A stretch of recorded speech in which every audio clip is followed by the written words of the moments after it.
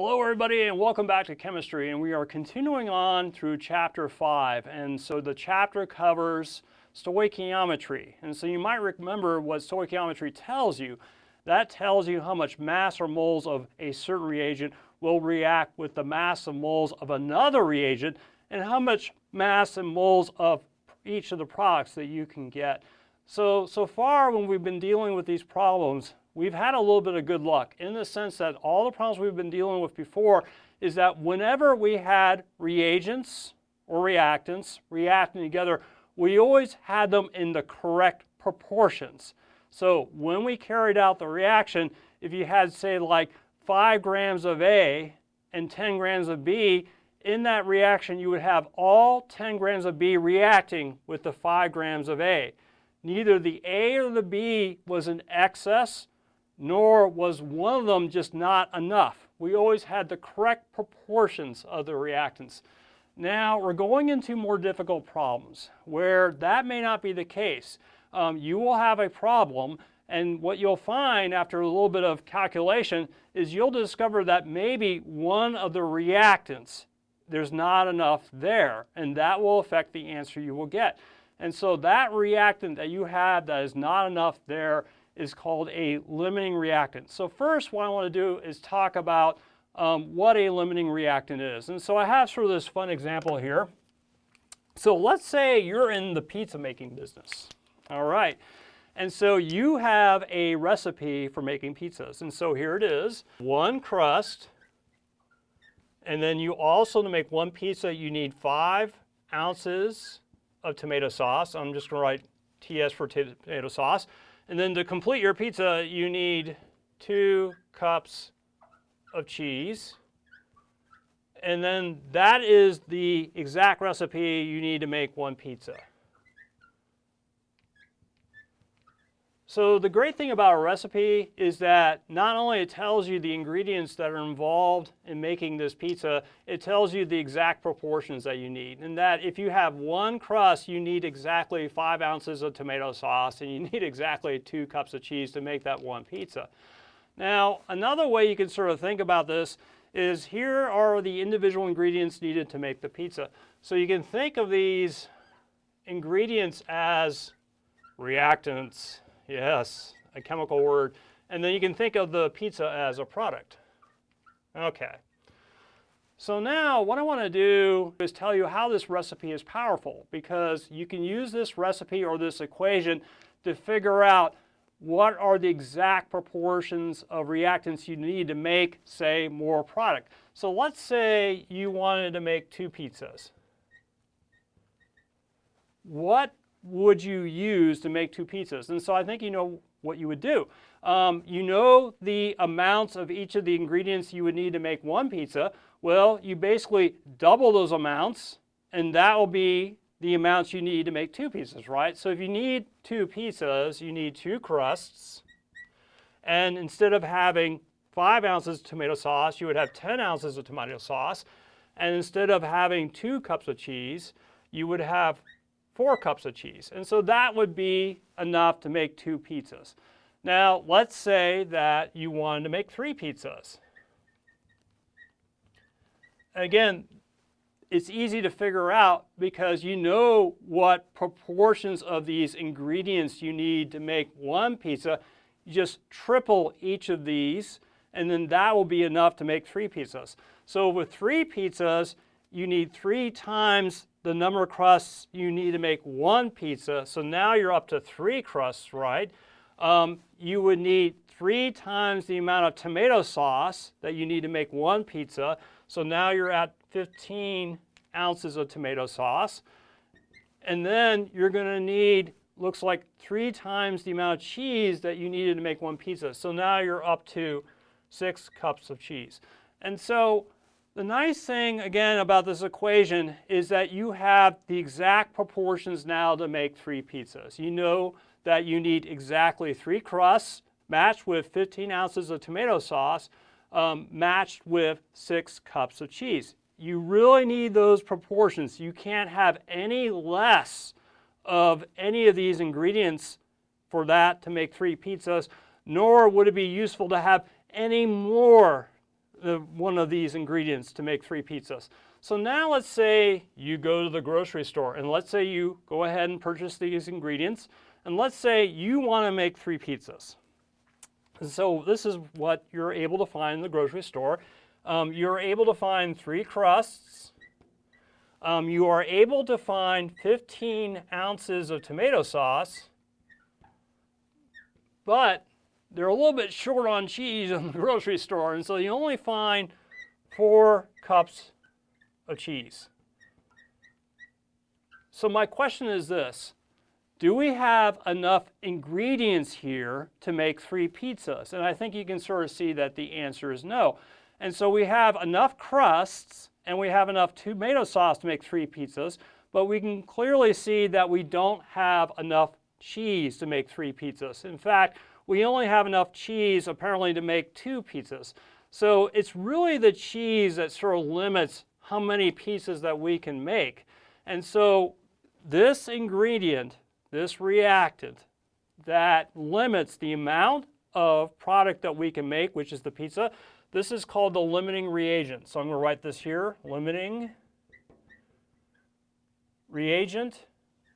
It can also be called a limiting reactant. So either one is the same thing. Again, it is the particular reagent that limits the amount of product that you can get. Okay, so now let's figure out how much product we can get from the stuff we got from the grocery store. And so as I just kind of explained, we're really limited by the 4 cups of cheese, right? And so you can see from the 4 cups of cheese, we can only make 2 pizzas. So one of the things you just learned now is that from the limiting reagent, that determines how much product can be made. Okay, now let's talk about what the other reagents are doing here. So we have 4 cups of cheese and we can only make 2 pizzas. How much excess of crusts and tomato sauce do we have? So again, we're going to write down here 4 cups of cheese again here, and it makes 2 pizzas. And so we're trying to figure out, okay, well, we know that these crusts and the tomato sauce here are in excess. How much are they in excess? Well, you know that to make 2 pizzas, if you have 4 cups of cheese, you only need 2 crusts, right? And you only need 10 ounces of tomato sauce. And so now you can figure out, when you go ahead and make these 2 pizzas, how much excess crust and tomato sauce will be there, which you'll never use. You do not need them. And so what you'll find is that you have 1 crust that's in excess, and you have 5 ounces of tomato sauce in excess. And so the way you figured it out, that how much of these ingredients or reactants that you had in excess, was you took for each of these excess reactants the amount you had and subtracted the amount you used to carry out this reaction to make the pizza. And so that will give you the amount of excess of these reactants. Okay, so this is the idea of a limiting reactant, is that you might have the reactants that you need, but unfortunately there may be one of them that sort of limits how much total product you have. And so you have to maybe figure out, 1, which one is the limiting reactant, 2, given that you've identified the limiting reactant, how much product can you form, and 3, how much in excess are the other reactants. Okay, so to give you sort of a more chemical example, I'm going to move on now to molecules. And so here we have an example with molecules. So let me quickly erase this. Okay, so now instead of talking about pizza making, we're going to talk about molecule making. Okay, so here is a recipe that we have to make some molecules. And so the recipe is this. We have this molecule called propane, which is 8 hydrogens bound to 3 carbons, and so that's a propane molecule. It's going to react with an oxygen molecule, and it's going to produce carbon dioxide and water. So this is the correct balanced equation. You can see that for every 1 mole of propane that reacts, you need 5 moles of oxygen to react with it. to give you 3 moles of carbon dioxide and 4 moles of water. So now you can see that basically this balanced equation is sort of a recipe, if you will, for making product molecules. Now, similar to pizzas, we can see that this balanced equation gives us the correct ingredients needed to make these product molecules and their correct proportions. And so the ingredients or reactants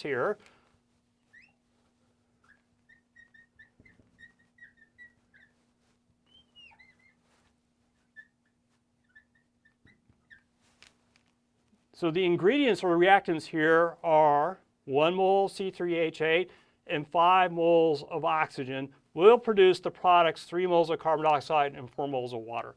Okay, so now we have that. So let's say now you want to carry out this reaction and you want to make water molecules. Instead of making 4 moles of water molecules, you want to make 8 moles of water molecules.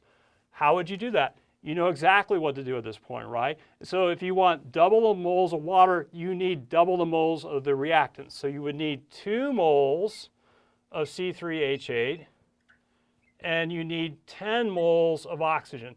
Now, at the same time that you get 8 moles of water, you would get 6 moles of carbon dioxide. Okay.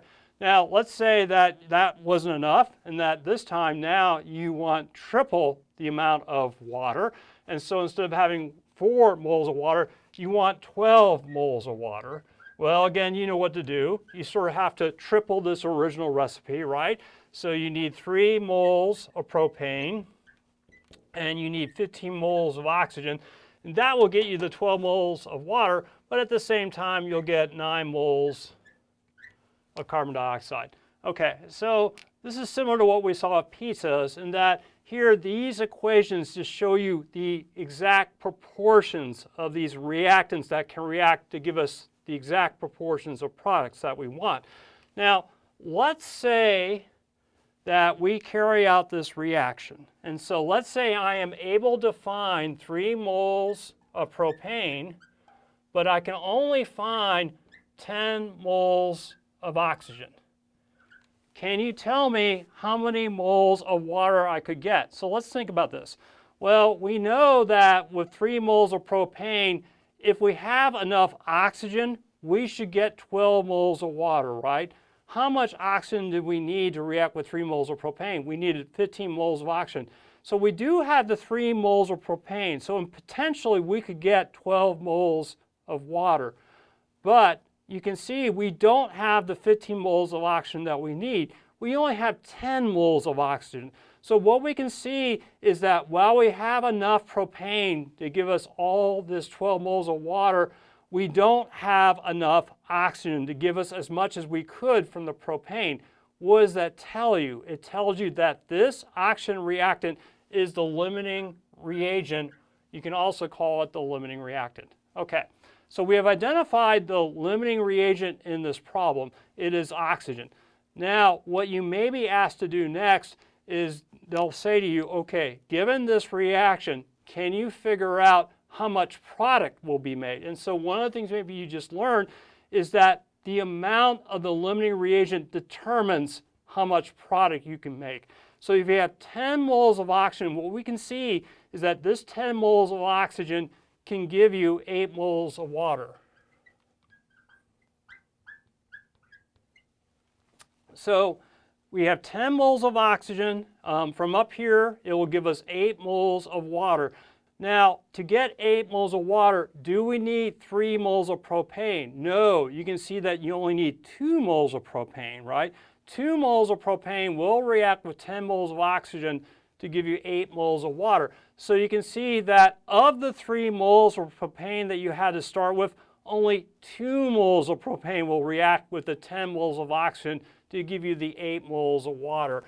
So you can figure out when you carry out this reaction, all the 10 moles of oxygen will be used up, 2 of the 3 moles of propane will be used up, and so you'll have 1 mole of propane in excess, which will not be used. So you can sort of see with this molecular example, you can identify the limiting reagent. The limiting reagent tells you how much product will be formed, And also, once you figured out what the limiting reagent is, you can figure out of the other reagent how much is left unreacted, how much is left in excess. Okay? So we'll now move on to a problem.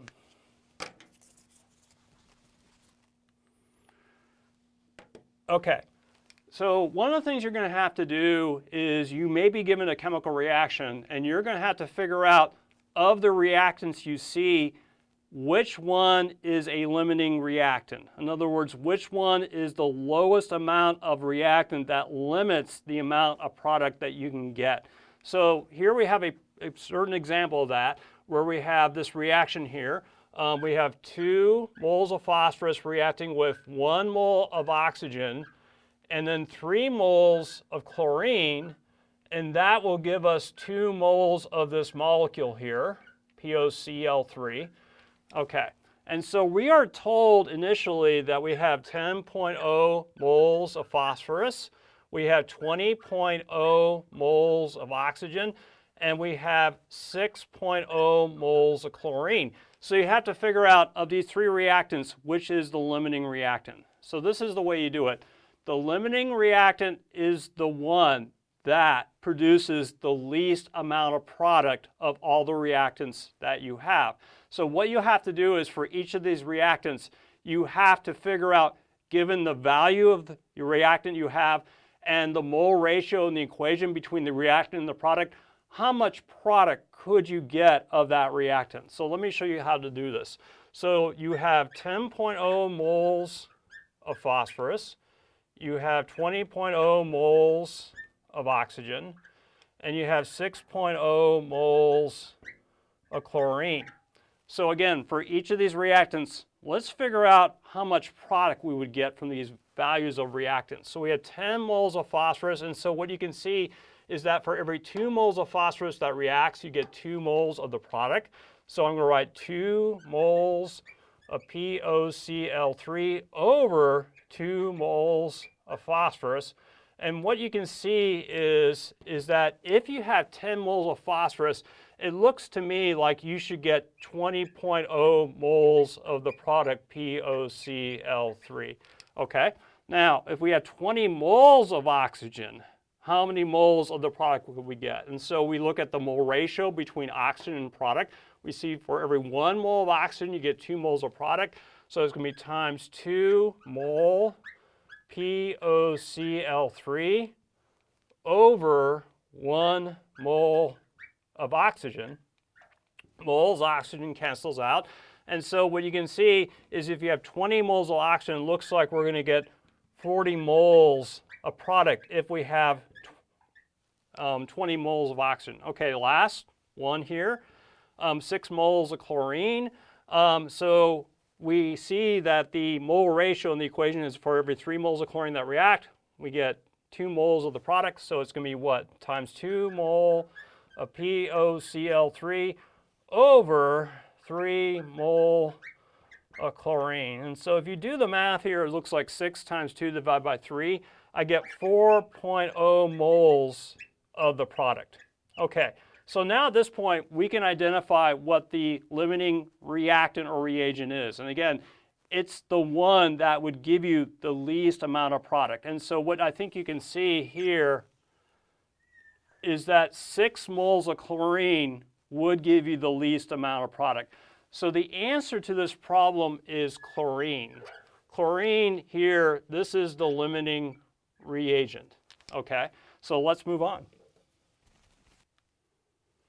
Okay, so now we have another problem. It says, for this reaction, and let me write it here, we have 4 sodium plus oxygen gives you 2 of the product, which is sodium oxide, Na2O.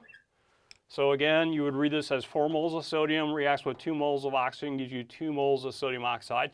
If 18 moles of sodium and 2.5 moles of oxygen are added together to react with each other, which reactant is in excess and how many moles is it in excess? Okay, so how do you figure out this problem? What you have to do is first figure out what the limiting reagent is, and then once you figure that out, you use the mole ratio in the equation to take the moles of limiting reagent to figure out the moles of the other reactant, the excess reactant that will react with it, and then you subtract that from the total number of moles of that excess reactant, and that should give you the excess of that reactant. So the first step, again, is find limiting reagent. Okay, so again, you do this as you might expect, in that what you're going to do is you're going to take, for each reactant, you have 18 moles of sodium, and you have 2.5 moles of oxygen. What you have to do is figure out, given these amounts of these reactants, you have to figure out how much product would be made from them using the mole ratio in the equation. So let me just go ahead and do that. So if you have 18 moles of sodium, let's figure out how much sodium oxide would be made from that. So it's going to be times 2 mole Na2O over 4 mole of Na. Okay, and so you find that the moles of sodium cancel and you're left with moles of sodium oxide. So it's 18 times 2, which is 36 divided by 4. It looks like here we have 9 moles of sodium oxide that could be made from 18 moles of sodium. Okay, now let's check oxygen. How much sodium oxide could be made from 2.5 moles of oxygen? So what you do, same thing, you notice the ratio of oxygen to sodium oxide in the equation. So it's going to be times 2 mole of Na2O over 1 mole of oxygen. And you can see that the moles of oxygen cancels out, leaving you an answer in moles of sodium oxide. And so it's going to be 2.5 times 2 divided by 1. So it's going to be equal to 5.0 moles of sodium oxide. Okay. So between the sodium and the oxygen, it is the oxygen that gives you the least amount of product. So the oxygen is the limiting reagent. So this is important knowledge for the next step. We know that the oxygen is the limiting reagent. Then what we do is, using the 2.5 moles of oxygen and knowing the ratio between oxygen and sodium, you can figure out how much of this 18 moles of sodium will react with it. So the second step is use quantity of limiting reagent to find quantity of excess reagent that reacts with it. Okay, so we just figured out again that between the 18 moles of sodium and the 2.5 moles of oxygen, the oxygen is the limiting reagent. So all this 2.5 moles of oxygen will react. Now, that means that because the 2.5 moles of oxygen completely react, not all of the 18 moles of sodium are going to react with it. So you have to figure out how much of this 18 moles of sodium will react with the 2.5 moles of oxygen. So this is how you do it. So you have 2.5 moles of oxygen, and then you note the mole ratio of the equation, that for every 1 mole of oxygen that reacts, you need 4 moles of sodium. So I'm going to write times 4 moles of sodium over 1 mole of oxygen. And so you can see that the moles of oxygen cancels out. You can figure out how many moles of sodium will react with the 2.5 moles of oxygen. It's going to be 2.5 times 4 divided by 1. So it looks like it's going to be 10 moles of sodium that react. So we found out with 2.5 moles of oxygen, 10 moles of sodium will react with it. But in this original problem, you can see that we had 18 moles of sodium. So the question is, if 10 moles of sodium react with the 2.5 moles of oxygen to give you product, how much sodium is left unreacted?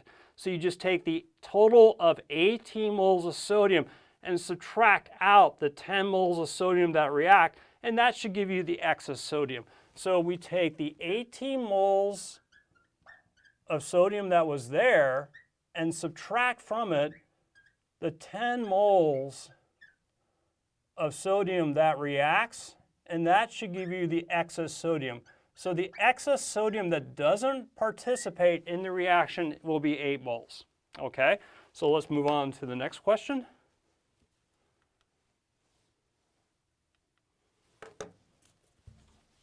The next question reads as follows. Calculate the mass of magnesium oxide possible if 2.4 grams of magnesium reacts with 10 grams of oxygen gas to produce the product magnesium oxide. Okay, so the first thing I want to do is I'm going to need a balanced equation to solve this problem. So it looks like we have magnesium here, and it's reacting with oxygen gas, so it's O2. And they tell you the product is magnesium oxide. So you would have to figure out a correct formula for magnesium oxide. And you might remember that magnesium as an ion is a 2+ charge. Oxygen as an ion has a 2- charge. And so the correct formula for magnesium oxide is MgO. Now, the next step is you need to balance the equation. So it looks like I need 2 oxygens here to balance the 2 oxygens there. And then I put a 2 in front of the magnesium, and that should be balanced.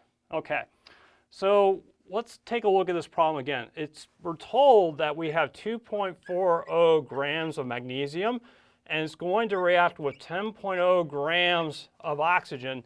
And what we're trying to do is figure out, given the masses of these reactants do we have, what mass of product are we going to get?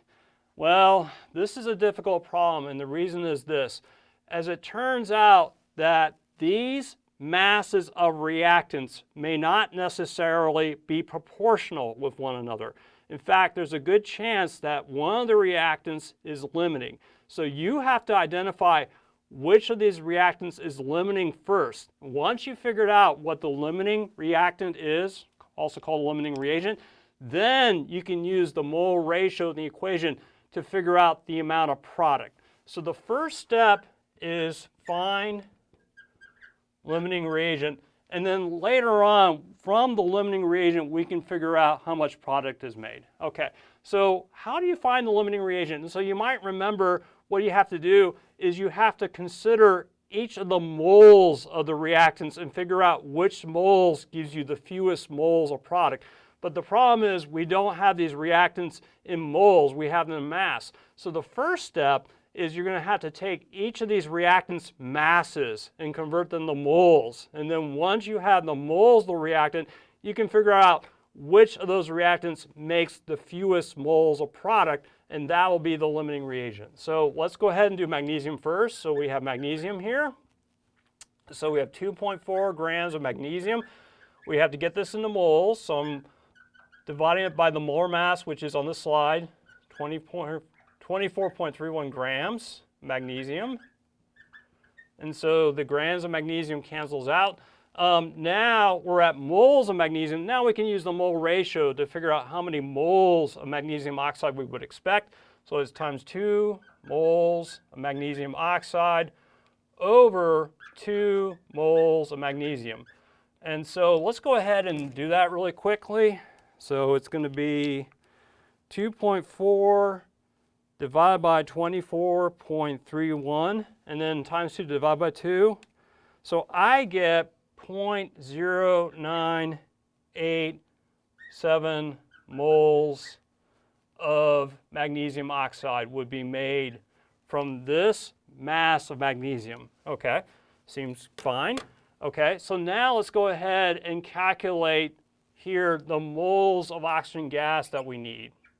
Okay, so we have 10.0 grams of oxygen times 1 mole of oxygen over the molar mass of oxygen, which is 32.00 grams of oxygen. Okay, so now from this moles of oxygen, let's predict how much magnesium oxide we would get from that. And what you can see is that for every 1 mole of oxygen, you get 2 moles of magnesium oxide. So it's times 2 moles of magnesium oxide over 1 mole of oxygen. Okay, so let me work that out. So it's 10 times 2 divided by 32, and I get 0.625 moles of magnesium oxide. So what this tells you is that it looks like the magnesium is the limiting reagent. And the reason is 2.4 grams of magnesium only gets you 0.0987 moles of magnesium oxide product. 10 grams of oxygen gets you a lot more product. It's 0.625 moles of magnesium oxide. So it looks like the 2.4 grams of magnesium is the limiting reagent. Okay, now that you know which one is the limiting reagent, you can predict how much of this magnesium oxide product is going to be formed from it. And so this is something you already know how to do. So let me just erase a few things here and add some things here. So we now know that 2.40 grams of magnesium is limiting.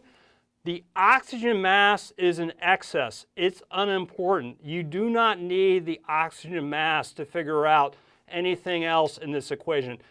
We can take the mass of the limiting reagent and use this mass to figure out the mass of the product. So how would you do that? You would take 2.40 grams of magnesium and convert this to moles of magnesium. Then you convert moles of magnesium to moles of magnesium oxide. And then the final step is you convert this into grams of magnesium oxide. And so you just do this in the way you normally do it, using the factor label method and having chains of fraction. So let me start out with 2.40 grams of magnesium. And so we got to get this into moles. I think you know how to do that at this point. So the grams of magnesium cancel. You're now at moles of magnesium. Now you take here the moles of magnesium, go to moles of magnesium oxide. It looks like for every 2 moles of magnesium that react, you get 2 moles of magnesium oxide. So it's going to be times 2 moles of magnesium oxide over 2 moles of magnesium. The moles of magnesium cancels out. You're now at moles of magnesium oxide. And then the final step is to get this into grams of magnesium oxide. So it's times 40.30 grams magnesium oxide over 1 mole of magnesium oxide. And then the moles magnesium oxide cancels out. And I think if you went ahead and did this math, you should get that answer on the screen there. And rounded to correct number of significant figures is 3.98 grams of magnesium oxide. Okay,